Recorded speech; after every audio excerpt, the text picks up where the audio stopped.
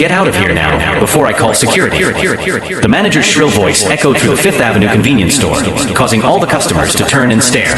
Jamal Washington, only 10 years old, stood his ground in front of the counter, clutching the hard-earned 20 cents in his small hand. His bare feet contrasted starkly with the shiny marble floor of the most expensive store in Manhattan's upscale neighborhood. Please, ma'am, his voice trembled, but not from fear, from sheer determination. My little sister is hungry. She's only 6 months old, and she won't stop crying. I just need some powdered milk.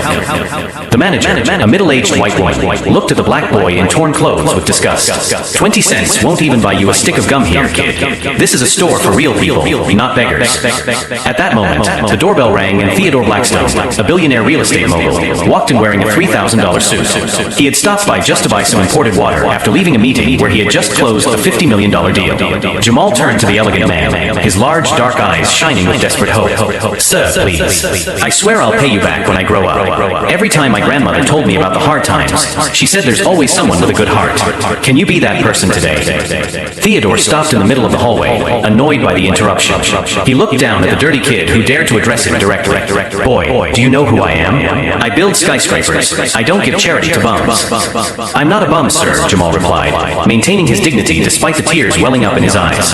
My father died in Afghanistan serving this country. My mother works 3 jobs, but today she collapsed from exhaustion. I just want my little sister to stop crying. Theodore let out a cruel laugh. What a touching story. Let me guess. Next step is begging for money for an emergency operation? He turned to the manager. Cole Security. These people always make up these dramatic stories. Then something extraordinary happened. Jamal didn't lower his head. He didn't run away. Instead, he stared intently into Theodore's icy blue eyes and said with a serenity that startled everyone present, "You will remember this day for the rest of your life. And when you do, you will understand that you wasted a chance to meet the person who could have changed everything." Theodore furrowed his brow, intrigued in spite of himself. There was something in those childish eyes he couldn't quite figure out, a quiet strength that seemed far too old for a 10-year-old. As security approached to remove Jamal, he held on tightly to his 20 cents and made a promise that would echo for the next 15 years. "I swear I'll pay you back when I grow up, and you'll find out that underestimating someone based on their appearance is the most expensive mistake you can make." If this story of childlike determination and promises that change destinies has piqued your curiosity, subscribe to the channel to find out how 20 cents and a seemingly impossible promise turned into the most unexpected turnaround Wall Street has ever seen. Security arrived in seconds, 2 mountains of muscle in black uniforms that looked like they had come out of an action movie. "Come on, kid, get out," said the biggest one, already reaching out to grab Jamal's arm. Wait, Theodore raised his hand, a cruel smile forming on his lips. "Let him stay a little longer. I want to have some fun." He approached Jamal, his Italian shoes shining like mirrors. "You said your father died serving his country? How touching. And your mother works 3 jobs? Let me guess, cleaner, babysitter, and what else? Hot dog vendor." The other customers in the store began to form a small circle, some discreetly filming with their cell phones. The manager crossed her arms, clearly enjoying the spectacle. Jamal kept his head up. "My mother is a night shift nursing technician, works at a clothing store during the day, and cares for the elderly on weekends. She barely sleeps 4 hours a night to support us." "What an inspiring story," Theodore laughed, pulling a $100 bill from his wallet. "I'll make you a deal. You get down on your knees, right here in front of everyone, and apologize for bothering me. Maybe I'll consider giving this bill to your hardworking family." The silence in the store was deafening. Even the security guard seemed uncomfortable with the unnecessary cruelty of the situation. Jamal looked at the bill, then at the expectant faces around him. His little sister was at home, crying from hunger. His mother had collapsed from exhaustion after working 16 hours straight. For a moment that seemed like an eternity, Jamal hesitated. Theodore smiled, thinking he had broken the spirit of this insolent child. See, in the end, everyone has their price. Then Jamal did something no one expected. Instead of kneeling, he took a step back and said in a voice that didn't waver once, "My father didn't die so I could kneel before little men." Theodore's face darkened instantly. "What did you call me?" "You heard me," Jamal replied, putting his 20 cents in his pocket. "My father was Sergeant David Washington, 2nd Infantry Division. He taught me that a man is measured by his character, not the size of his bank account. And from what I can see, you're the poorest man I've ever met." The crowd murmured, some visibly impressed by the boy's courage. Theodore felt his authority being publicly challenged, something he would never tolerate, especially from a 10-year-old kid from the projects. "You don't know who you're talking to, kid," Theodore leaned in, his voice low and threatening. "I can destroy your family's life with one phone call. Where does your mother work?" "At the Metropolitan Hospital. One word from me to the board of directors, and she loses her job tonight." Jamal felt a chill run down his spine, but he didn't show it. He had learned early on that predators smell fear and feed on it. You can try, he said calmly. But then you'd have to explain why you care so much about a 10-year-old boy who just wanted milk for his sister. Theodore laughed, but there was nervousness in his voice. No one's going to believe a bum like you over me. Maybe not, Jamal agreed, looking around at the people who were still filming. But we live in interesting times, don't we? Everyone has a camera in their pocket, and the internet has a long memory. For the first time since the conversation began, Theodore looked genuinely concerned. He glanced quickly at the cell phones pointed in their direction, calculating the potential damage. A viral video of a billionaire humiliating a poor kid could destroy years of image building. You stop filming immediately, he yelled at the crowd, but it was too late. At least 5 people had captured the entire interaction. Jamal watched Theodore's change in behavior with scientific interest. It was fascinating to see how powerful men turned into cowards the moment their actions faced real consequences. You know, Mr. Blackstone, Jamal said, pronouncing the name with perfect precision, something that made Theodore realize that the boy had known exactly who he was from the beginning. I'm really going to pay you back when I grow up, but maybe not in the way you think. As the tension grew in that moment, no one in that elegant setting could have predicted that they were witnessing the first meeting between 2 men who, over the next 15 years, would become the protagonists of one of the most impressive turnarounds Wall Street had ever seen, where every cruel word spoken that day would become fuel for revenge that would completely redefine the concept of social justice in the United States. What happened after that confrontation in the convenience store was something no one could have predicted, especially Theodore Blackstone. Margaret Patterson, an investigative journalist for the New York Times who was in the store buying coffee, had filmed the entire interaction. At 52, with 3 decades of experience exposing corporate scandals, she immediately recognized the systematic cruelty she had just witnessed. Kid, she approached Jamal when he finally left the store, still empty-handed. What's your name? Jamal Washington, he replied, discreetly wiping his eyes. Even at only 10 years old, he had learned that showing weakness on the street was dangerous. Margaret opened her wallet and took out $50. That's enough for milk and diapers for a week. But I want you to promise me one thing. Never forget that man's name, and never let anyone convince you that you're worth less than he is. As Jamal ran home with his groceries, Margaret called her editor. I need a full background check on Theodore Blackstone. Something tells me today wasn't the first time he stepped on someone for pure pleasure. Across town, Theodore had already forgotten all about the incident.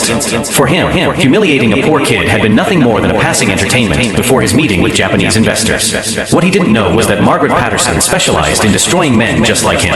In the days that followed, while Theodore closed million-dollar deals and dined at elite restaurants, Jamal came home from school and took care of his little sister Diamond while his mother, Keisha, worked double shifts at the hospital.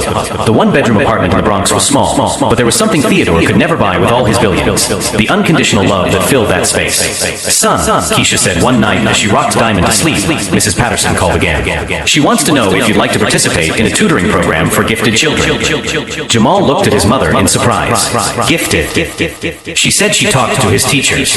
Apparently, his IQ is in the top 5% in the country. Keisha smiled proudly. Your father always said you had something special in your head. What Margaret had discovered about Theodore during her investigations was disturbing. 3 sexual harassment lawsuits settled out of court. Dozens of families evicted from properties he bought below market value through questionable tactics. A consistent pattern of abuse of power that spanned decades. But what struck Margaret most was discovering that Theodore had used political connections to prevent a public school from being built in the Bronx because it would have decreased the value of his properties in the area. Hundreds of children like Jamal were forced to attend overcrowded schools because of the greed of a man who would never notice a few $1 million missing from his bank account. Mom, Jamal said one night as he studied advanced math with books Margaret had sent him. Can I ask you a weird question? Sure, baby. If someone does something really wrong to a lot of people, but they have enough money to never get punished, does that mean they'll always get away with it? Keisha stopped folding clothes and looked at her son. There was an intensity in his eyes that worried her, not because it was dangerous, but because it was too mature for a 10-year-old. Why are you asking that? Just curious. Jamal went back to his studies, but Keisha noticed that he had started writing things down in a special notebook he kept hidden under his mattress. Meanwhile, Theodore continued his privileged life, completely oblivious to the fact that his actions in that store had planted a seed that would grow in unimaginable ways. At his business dinners, he would occasionally tell the story of the pretentious kid he had put in his place, always eliciting laughter from the other billionaires present.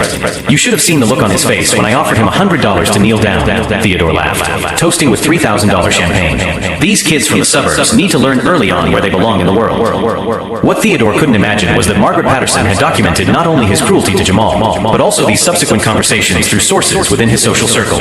Every arrogant comment, every display of contempt for human dignity, everything was being carefully catalogued. Jamal, meanwhile, had discovered something fascinating at the public library. After researching Theodore Blackstone, he found articles about other businessmen who had been exposed for corruption and abuse of power. He studied each case meticulously, analyzing how they had been brought down, what evidence had been used, what their weaknesses were. Interesting, he muttered to himself as he read about a billionaire who lost everything after compromising emails were leaked. Powerful men always make the same mistakes. They think they're untouchable.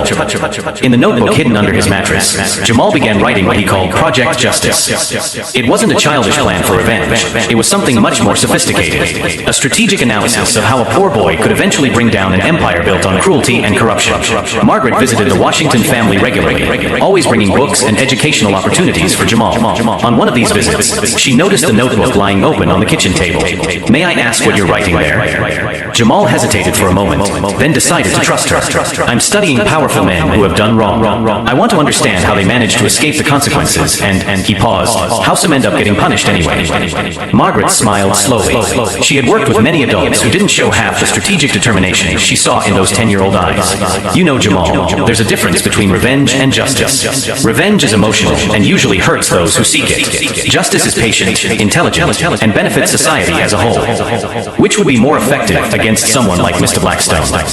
"Well," Margaret leaned across the table, hypothetically speaking, "men like him have three main vulnerabilities: ego, money, and reputation. Destroy one, and the other two collapse naturally." That night, Jamal made a note that would change everything. The best revenge is not making someone pay for what they did in the past. It's building a future where they become irrelevant. What no one in that small Bronx apartment could have imagined was that this conversation had just set in motion the most ambitious plan for social upheaval Wall Street had ever seen.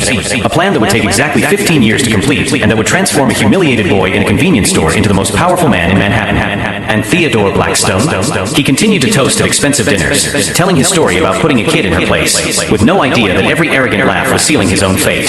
15 years later, the Blackstone building on Park Avenue was bustling with frenetic activity. Theodore, now 60 years old and completely gray-haired, watched nervously from the window of his office on the 50th floor.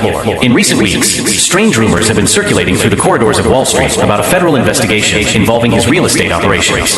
Mr. Blackstone, his secretary, appeared at the door, visibly shaken. "The FBI is here. They have search and seizure warrants." Theodore felt the blood drain from his face. "What do you mean? For what?" Before she could answer, 3 federal agents entered the office, followed by a figure who made Theodore stumble over his words. A 25-year-old black man, impeccably dressed in a navy blue suit, carrying a leather briefcase and wearing a smile that Theodore recognized instantly. "Mr. Blackstone," the young man said, extending his hand. "Jamal Washington, federal prosecutor specializing in financial crimes. I believe we've met." Theodore stared into those same determined eyes he had seen 15 years earlier in a convenience store. His mind raced, trying to process the impossibility of the situation. You're that kid who promised to pay you back when he grew up," Jamal finished calmly. "Well, Mr. Blackstone, it's time to pay up." The agents began confiscating computers, documents, and files as Jamal opened his briefcase, revealing an impressive stack of meticulously organized evidence. "For the past 15 years, I've studied your company's every move, every offshore account, every bribe to city council members, every family illegally evicted from properties you bought below market value through intimidation."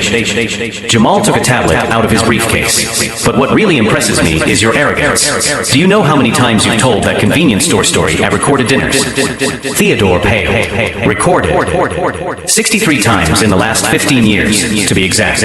Always laughing about how you put a pretentious kid in his place." Jamal tapped the screen, and Theodore's unmistakable voice echoed through the office. "These kids from the suburbs need to learn early on where their place is in the world.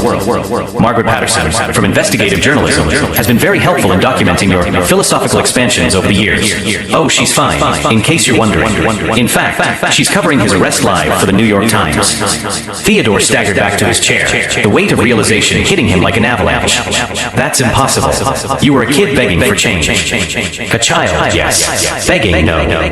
Jamal approached the window, watching the crowd of reporters gathering at the entrance to the building. "I was begging for a chance to to prove that dignity doesn't depend on a bank account. That intelligence has no color, and that underestimating someone based on their appearance is the most expensive mistake a man can make. One of the federal agents approached. Mr. Washington, we found the files you mentioned.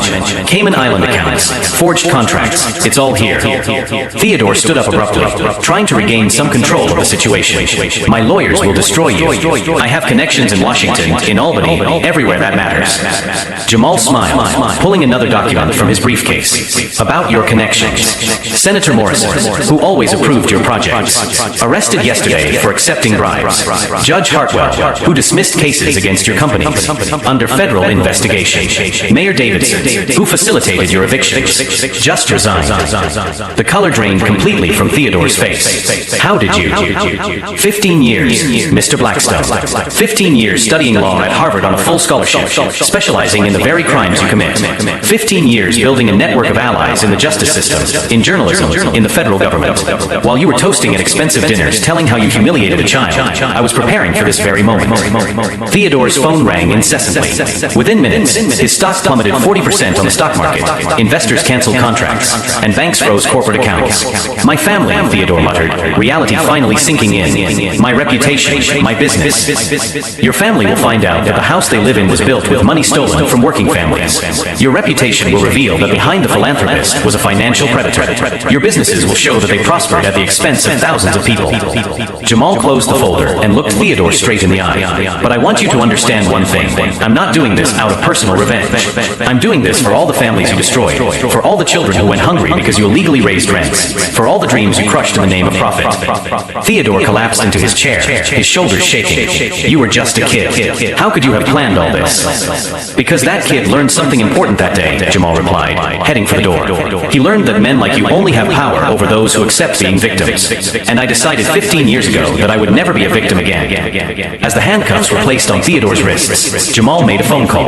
Mom, it's me. Turn on the TV. I just fulfilled that promise I made when I was 10 years old. On the other end of the line, Keisha's emotional voice echoed, my son, your father will be so proud. Theodore was led through the hallways he had once commanded with absolute authority, passing employees who avoided his gaze. In the elevator, he muttered to Jamal, 20 cents. All this for 20 cents worth of milk. No, Mr. Blackstone, Jamal replied calmly. All this for 15 years of dignity that you tried to steal from me in a single moment. The difference is that I invested my pain in education, determination, and justice. You invested your arrogance in cruelty, corruption, and contempt. When the elevator doors opened on the ground floor, a crowd of reporters exploded in flashes and questions.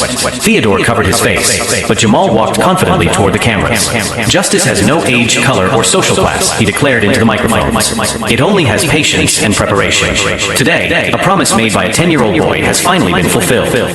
As Theodore was placed in the federal vehicle, one question remained. Was it possible that the child humiliated 15 years earlier had orchestrated not only the downfall of a corrupt billionaire, but a complete overhaul of the system that allowed men like Theodore to thrive at the expense of the most vulnerable? 3 years after Theodore Blackstone's arrest, New York City was undergoing a transformation that no one could have predicted. The building that once bore the name Blackstone Tower, now displayed in gold letters, Jamal Washington Social Justice Center. Jamal, now 28, watched from the window of his new office on the 50th floor. Ironically, the same floor where Theodore had once reigned with utter arrogance. The difference was that this space no longer served to feed one man's greed, but to provide free legal assistance to low-income families. Mr. Washington, his assistant, appeared at the door. The CNN crew has arrived for the 3-year special interview. Jamal smiled, adjusting his tie. Over the past 3 years, he had become one of the most respected figures in the country in the fight against financial crime. His investigative methods, developed since he was 10 years old, had resulted in the arrest of 17 other corrupt billionaires and the recovery of more than $2 billion in stolen funds. Meanwhile, in a federal prison in New York State, Theodore Blackstone woke up in his 2x3 cell, staring at a peeling ceiling that had replaced his panoramic view of Manhattan. At 63, his hair completely white and 20 pounds thinner, he spent his days trying to process how a 10-year-old had orchestrated the complete destruction of his empire. His wife had filed for divorce 6 months after his arrest, taking half of the few assets that had not been confiscated by the government. His children had changed their last name and refused to visit him. The mansions, yachts, and bank accounts, everything had evaporated as if it had never existed. During the interview, the host asked Jamal, how does it feel to know that the man who tried to humiliate you is now serving a 25-year sentence? I don't feel satisfaction at his suffering, Jamal replied calmly. I feel satisfaction for the 400 families we were able to help get their homes back through the investigations we started. I feel satisfaction for the 50,000 children who now have access to quality education through programs funded with the money recovered from corruption. The camera captured Margaret Patterson, now director of investigative journalism at the New York Times, sitting in the front row of the auditorium. She had become not only the mentor who guided Jamal through Harvard, but also the investigative partner who documented every step of his extraordinary journey. The most ironic thing, Jamal continued, is that Theodore Blackstone inadvertently created the movement he feared most. His cruelty to a 10-year-old boy not only destroyed his own legacy, but inspired a new generation of prosecutors specializing in crimes against vulnerable communities. In the penitentiary, Theodore watched the interview in the common room, surrounded by other inmates who ignored him completely.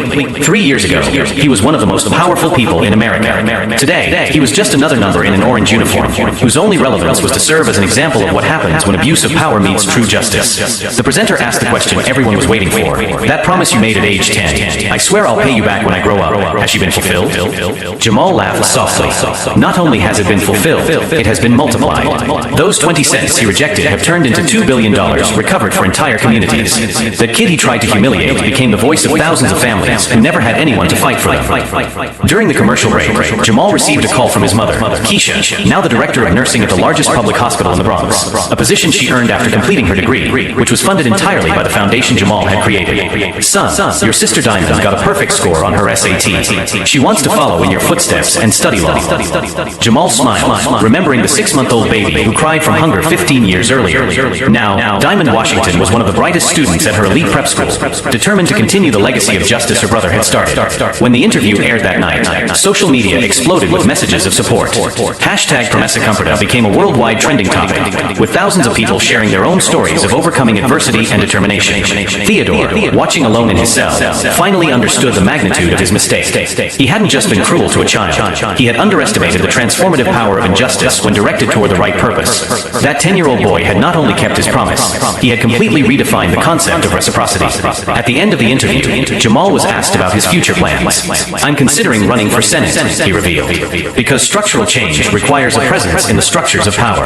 And unlike some, I intend to use that presence to serve, not to serve myself. 3 months later, Jamal Washington officially announced his candidacy for the U.S. Senate. His campaign was funded entirely by small donations from working families, many of whom had benefited from his investigations over the years. Theodore, who had once controlled senators with bribes and blackmail, watched on the news from prison as the child he had despised rose to the highest political power in the country, carried by the genuine gratitude of millions of people. The promise of 20 cents had turned into something much bigger than money or revenge. It had become a social justice movement that would span generations. Jamal Washington had proven that the best way to pay someone who tries to destroy your dreams is to build a reality where such people become completely irrelevant. He turned humiliation into education, anger into determination, and a childhood promise into the foundation of a legacy that would forever change the way America treats its most vulnerable citizens. If this story of transformation and justice has touched your heart, subscribe to the channel for more stories that prove that true revenge isn't destroying those who hurt you, but building something so great that they become just a footnote in your success story.